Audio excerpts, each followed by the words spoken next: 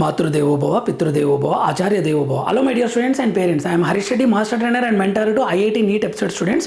Today session వచ్చేసి JEE mains 2026 జనవరి సెషన్లో exam రాసే స్టూడెంట్స్ కోసం అండ్ వెబ్సైట్ కోసం ప్రిపేర్ అయ్యే విద్యార్థులకి అండ్ పేరెంట్స్కి కొన్ని ఇంపార్టెంట్ ఇన్స్ట్రక్షన్స్ ఇవ్వాలని వీడియో చేస్తున్నాను.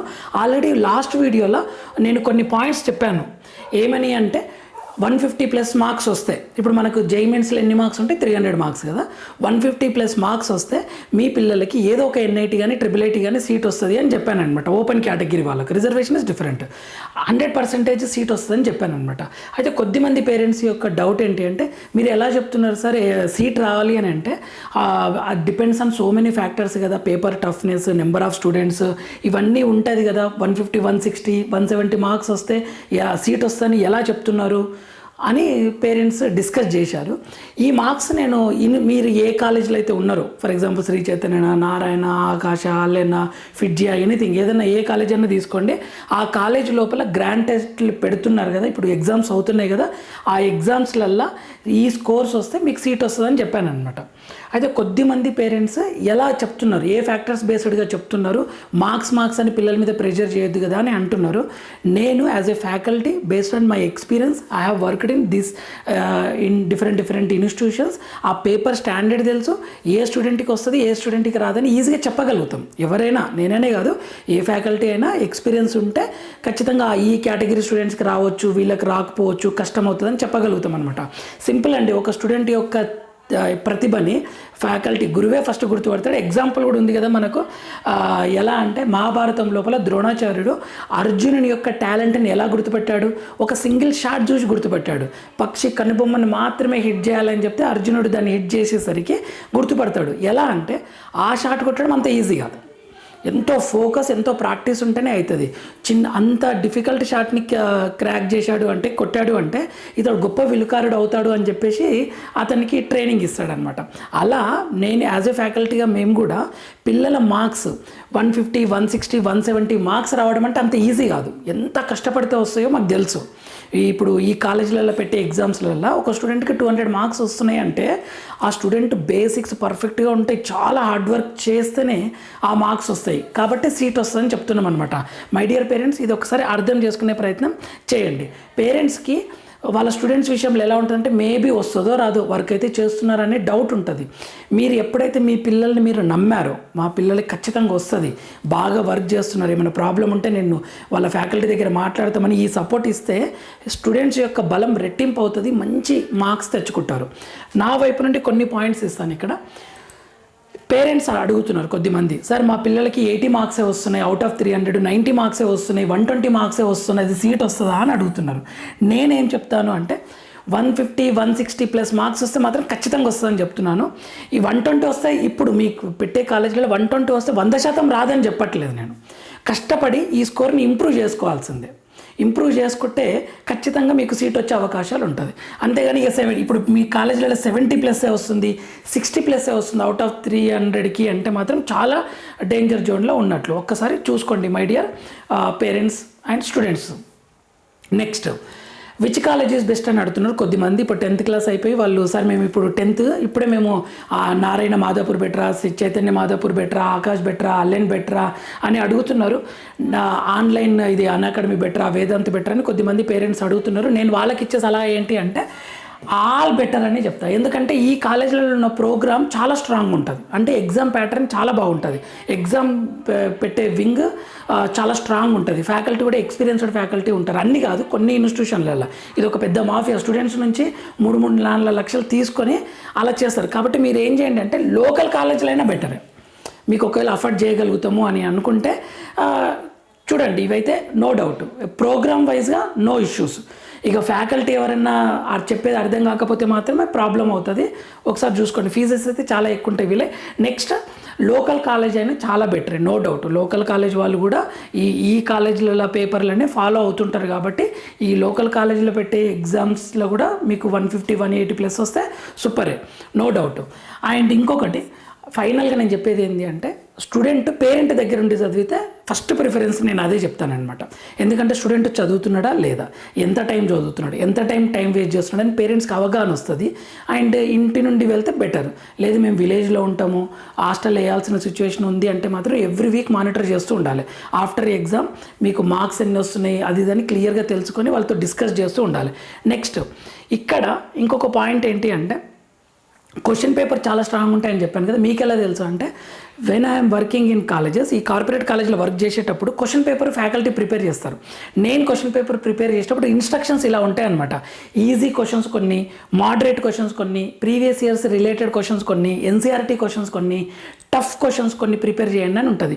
ఇలా ఎందుకు ఫాలో అవుతారంటే ఫైనల్ జేఈ మెయిన్స్ అలానే ఉంటుంది కాబట్టి, ఫైనల్ జేఈ అడ్వాన్స్డ్ పేపర్ అలానే ఉంటుంది కాబట్టి ఈ కాలేజీలలో పెట్టే ఎగ్జామ్లలో మీ స్కోర్ 150, 160 ప్లస్ వస్తే పిల్లలకి ఖచ్చితంగా సీట్ వస్తుంది. ఇంకొక పాయింట్, అసలు ఇంకొకటి స్టూడెంట్ యొక్క సిచ్యువేషన్ అర్థం చేసుకోండి మై డియర్ పేరెంట్స్. కొద్దిమంది పేరెంట్స్ అంటారు, సార్ మా పిల్లలు బాగా చదువుతున్నారు, టైమే వేస్ట్ చేయట్లేదు, బట్ ఈవెన్ దో స్కోర్స్ తక్కువ వస్తున్నాయి, 80 వస్తున్నాయి, ఎక్కడ మిస్టేక్ జరుగుతుంది, నేను ఎలా సపోర్ట్ చేయాలి, నేను ఏం స్టెప్ తీసుకోవాలి యాజ్ ఏ పేరెంట్ అని అడుగుతున్నారు. ఒక్కసారి చూడండి మొత్తం స్టెప్స్ ఎలా ఉంటాయో ఒక స్టూడెంట్ యొక్క సిచ్యువేషన్. స్టూడెంట్ ఫస్ట్ క్లాస్లో ఉండి క్లాస్ వింటాడు, ఆ చాప్టర్ తెలుసుకుంటాడు. లిజన్, వినడము, నోట్స్ రాయడం ఫస్ట్ స్టెప్. దీంతో ర్యాంక్ రాదు, దీంతో సీట్ రాదు. నెక్స్ట్ అర్థం చేసుకుంటాడు. కొద్దిమందికి వెంటనే అర్థం కాదు, మళ్ళీ డౌట్స్ క్లారిఫై చేసుకుని అర్థం చేసుకుంటారు. అర్థమైనంత మాత్రాన కూడా సీట్ రాదు. నెక్స్ట్ నేర్చుకుంటారు, మొత్తం నేర్చుకుంటారు వాట్ ఈజ్ వాట్ అన్నది. నేర్చుకొని రివైజ్ చేయరు, జస్ట్ నేర్చుకుంటారు అనమాట. ఇక్కడతోటే టైం మేనేజ్మెంట్ లేక ఇక్కడతోటే ఆగిపోతారు. స్టూడెంట్ నాకు అర్థమైంది నాన్న అంటారు, నేను నేర్చుకున్నా అంటారు, కానీ మార్క్స్ చూస్తే వాళ్ళకి 80, 90 మార్క్సే వస్తుంటాయి. కొద్దిమంది స్టూడెంట్స్ అయితే అసలు నోట్సే రాయారు, కాలేజ్కే సరిగ్గా వెళ్ళారు. ఆ కేటగిరీ పక్కన పెడదాం, వాళ్ళంతా ఈ బిజినెస్ వాళ్ళ థాట్స్ వేరే ఉంటాయన్నమాట. ఓన్లీ జేఈ మెయిన్స్ నాకు సీట్ రావాలి, అడ్వాన్స్డ్ సీట్ రావాలనే స్టూడెంట్స్ కోసం చెప్తున్నా. అయితే ఈ స్టెప్ వరకు ఆగిపోతే తక్కువ వస్తుంది స్కోర్, బార్డర్లు వస్తుంటారు అనమాట. కానీ టైం మేనేజ్మెంట్ వల్లనే ఈ ప్రాబ్లం అనమాట. కానీ కొద్దిమంది స్టూడెంట్స్ ఏం చేస్తారంటే చిన్న సాక్రిఫైస్ చేస్తారు. మార్నింగ్ 4 o'clock లేస్తారు, ఓకే ఎక్కడ టైం సోషల్ మీడియాతో టైం వేస్ట్ చేసుకోకుండా తెలివిగా వాళ్ళు ఒక 2 to 3 times ప్రాక్టీస్ చేస్తారు. నేర్చుకున్న దాన్ని ప్రాక్టీస్ చేస్తారు. వాళ్ళ స్కోర్స్ వచ్చేసరికి 140 వస్తుంది. ఇంకా కొద్దిమంది స్టూడెంట్స్ పర్ఫెక్ట్ అవుతారు, చాలా పర్ఫెక్ట్ అవుతారనమాట. వాళ్ళ స్కోర్ 180 ప్లస్ 190 వస్తుంది. ఇంకా కొద్దిమంది స్టూడెంట్స్ 6, 7, 8 times రివైజ్ చేస్తారు. వాళ్ళు ఫాస్ట్ అండ్ స్పీడ్ అనమాట. వీళ్ళ స్కోర్స్ వచ్చేసరికి 250 ప్లస్ ఉంటుంది అనమాట. ఇదే టాపర్స్ వచ్చే స్కోర్. చూడండి అందరు స్టూడెంట్స్ సేమ్ స్టెప్సే. కొద్దిమంది స్టూడెంట్స్ ఇక్కడితో ఆగిపోతారు కాబట్టి ఇక్కడ తక్కువ స్కోర్ వస్తుంది. కొద్దిమంది స్టూడెంట్స్ ఇక్కడ వరకు వస్తారు కాబట్టి వాళ్ళు టాపర్స్ వస్తారనమాట. మై డియర్ పేరెంట్స్, మీ పిల్లలు ఏ కేటగిరీలో ఉన్నారో ఒకసారి చూడండి. నెక్స్ట్ వాళ్ళతో డిస్కస్ చేస్తేనే తెలుస్తుంది. పేరెంట్స్ మస్ట్ అడగాల్సింది ఏంటంటే బిఫోర్ ఎగ్జామ్ కాన్సెప్ట్ క్లియర్ అయిందా లేదా అని అడగండి. ఇప్పుడు సాటర్డే, సండే, మండే ఎగ్జామ్స్ ఉంటాయి కదా జనరల్గా. సాటర్డే కాన్సెప్ట్, రేపు ఎగ్జామ్ ఉందా బేటా, కాన్సెప్ట్ క్లియర్ ఉందా, చాప్టర్ కాన్సెప్ట్ క్లియర్ ఉందా, ఏమైనా డౌట్స్ ఉన్నాయా, క్లారిఫై చేసుకున్నాను అడగండి.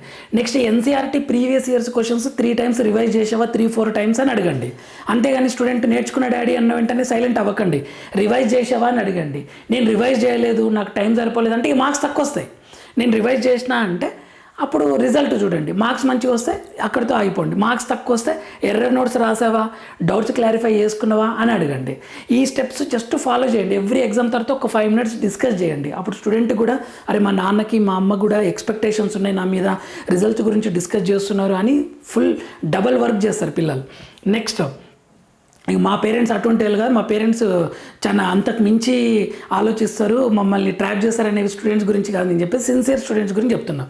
కొద్దిమంది పేరెంట్స్ మిస్టేక్స్ చెప్తున్నా. Parents should interact with student దగ్గర డిస్కస్ చేయకుండా, వాళ్ళ పర్ఫార్మెన్స్ గురించి మాట్లాడకుండా గుడ్ రిజల్ట్ ఎక్స్పెక్ట్ చేస్తే కుదరదండి. కొద్దిమంది పేరెంట్స్ చెప్తాను, నేను అబ్జర్వ్ చేసింది యాజ్ ఏ ఫ్యాకల్టీగా. కొద్దిమంది పేరెంట్స్ అసలు డిస్కషనే చేయరు పిల్లలతోటి. వాళ్ళు ఏదో ఇంటర్ ఎంపీసీ అంటారు అంతే. ఇక ఏం చదువుతున్నాడు, ఎట్లా చదువుతున్నాడు అని ఏం తెలియదు. ఇంటర్ ఫస్ట్ ఇయర్లో స్కోర్ ఎంత ఉందంటే ఆ 400+ ఎంతనో సంథింగ్ ఉంది అనే రకంగా ఉంటారనమాట. ఈ పేరెంట్స్ పిల్లలు మ్యాక్సిమం గుడ్ స్కోర్స్ ఎక్స్పెక్ట్ చేయలేమన్నమాట. కానీ 10% ఎక్సెప్షన్స్ ఉంటారు. కొద్దిమంది స్టూడెంట్స్కి ఏం చెప్పినా చెప్పకుండా చదువుతారు, కానీ వీళ్ళకి ఆ భయం ఉండదు. పేరెంట్స్ ఈ మిస్టేక్ చేయకండి. ఇంకా కొద్దిమంది పేరెంట్స్ ఏం చేస్తారంటే బాగా చదువు అంటారు, కానీ క్లీన్ అబ్జర్వేషన్ ఉండదు. లక్షలు కడతారు, అప్పు చేసి మరీ లక్షలు కడతారు. 3 లక్షలు సంవత్సరానికి, 4 లక్షలు ఓకే నాకు కడతారు, కానీ అబ్జర్వేషన్ చేయరు. మార్క్స్ ఎందుకు తక్కువ వస్తున్నాయి బేటా, ఇన్ని డబ్బులు కట్టి ఇంత రిస్క్ చేస్తున్నాం కదా అని అబ్జర్వేషన్ చేయకపోవడం వల్ల కూడా డబ్బులని వృధా, మార్క్స్ రావు. కొద్దిమంది పేరెంట్స్ ఏం చేస్తారంటే బాగా చదువుకుంటారు, అబ్జర్వ్ చేస్తారు, కానీ తీరా ఎగ్జామ్ టైంలో మ్యారేజ్కి తీసుకొని పోతారు, ఫంక్షన్ తీసుకొని పోతారు, పిల్లల్ని డుమ్మాలు అవుతాయి అనమాట. వాళ్ళు టీవీ చూసినా ఏమన్నారు. ఓకే, ఇటువంటి పేరెంట్స్ ఉంటారు కదా, వీళ్ళ వల్ల కూడా ఈ పిల్లలకు కూడా ప్రాబ్లం అవుతుంది అనమాట. ఇంకా కొద్దిమంది పేరెంట్స్ ఇవన్నీ అటెండ్ అయ్యి నువ్వు మాత్రం బాగా హార్డ్ వర్క్ చేయి అంటుంటారు.